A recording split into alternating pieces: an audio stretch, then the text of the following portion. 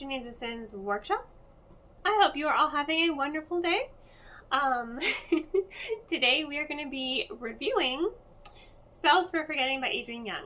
I have to say this is really different from her young adult series. Fable, Namesake. Haven't read Namesake or Saint yet, but I did read Fable, and it has a very different feel to it, and I liked that. I like when authors, it still kind of sounds like them, but it's like a different feel for them. And you can definitely tell it's not exactly for the same audience. It's definitely for their fans, but it's not for the exact same audience because it's so different. Her young adult one is young adult fantasy. This is magical realism, contemporary, and it's really actually well done. It follows two perspectives, Emery and August.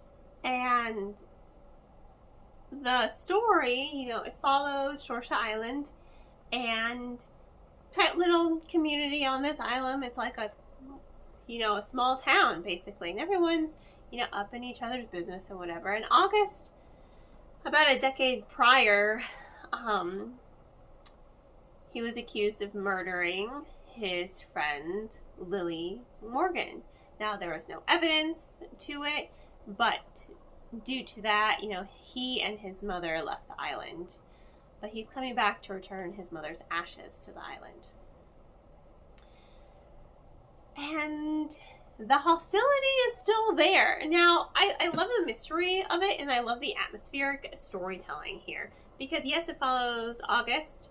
He's one of our main protagonists, and Emery, who was his girlfriend at the time, and also Lily Morgan's best friend. You can tell she's still in love with August, but he left. He left without saying goodbye.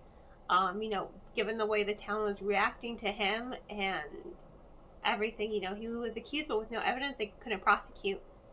He and his mom just left in the middle of the night. They're just like, okay, you know what? We just need to go. Clearly, we're no longer welcome in this community. She felt like he abandoned her. So there's a lot of tension between these two because they keep crossing paths. Now, while the story does follow two perspectives, there also are interludes almost, not only following other characters and their one-time perspectives, but also you're going back in time to kind of the day of the murder. You're going back in time and you're seeing everything that kind of happened through memories of some of these characters and Lily Morgan herself. She does get the occasional point of view. So it's just really interesting how it unfolds because that tension is there and that atmosphere is there. And you can tell there's something not right with this island. And it also has that hint, that undercurrent of magical realism.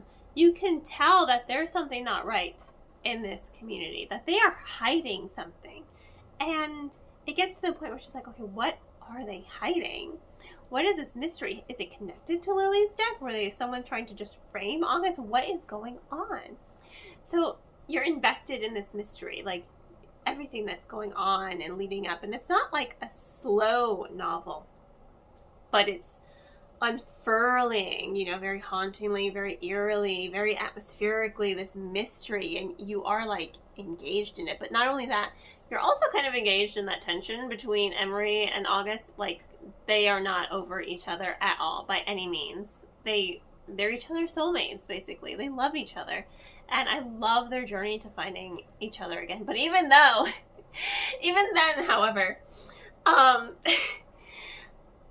you root for them. Yeah, for sure. But there are times when you're reading the book and you're just like, did August kill her?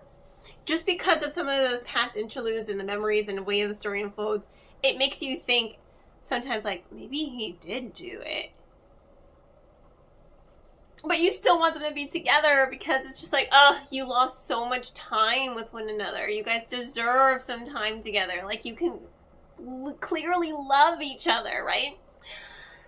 But he might be a murderer. Or is he? Or is it her current boyfriend, who was also part of the friend group, back when they were kids? Or was it Lily Morgan's grandmother? Or was it the sheriff? There are so many suspects. And when I got to the end, I was like, well, shit, I didn't see that coming. Did not see that coming at all, the way it happened. I was just like, okay. Didn't see that coming. Alrighty then. It caught me off guard, but it also fit. You know, when you think back to all the ways the story unfurled, you're like, that makes sense. It makes sense how it unfurled and how it developed and how it just built up to this explosive ending. And my God, the mystery and the subterfuge and just everything wrong with the small community. Like, oh my God, run for your lives. Like, get away from this island and these nuts jobs, right? It's a slow build, but it has a lot of tension to it.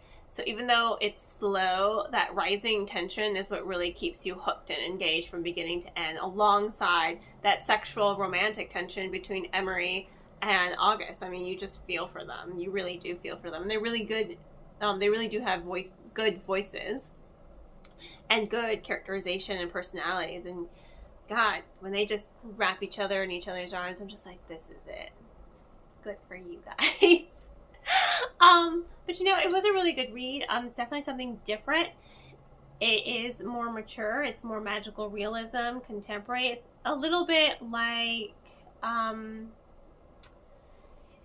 it feels, atmosphere-wise, it feels a little bit like practical magic, just atmosphere-wise. Not really with all the witchy, fantastical elements, but it feels like a contemporary fantasy. And it is, in ways. It is a contemporary fantasy, but the fantasy is more of an undercurrent to the mystery to it. But, you know, it really is light on the fantasy, really good tension, has an excellent mystery to it. So it has a lot of things that'll cater to a lot of people, and really good characterization as well. So overall, I have to give this book 4 out of 5 stars. If you want to go ahead and purchase it yourself or check it out yourself, I will, of course, include links in the description. On that note, please don't forget to like, subscribe, and share with all your book-loving friends. I hope you all have a wonderful rest of your day, and as always, happy reading.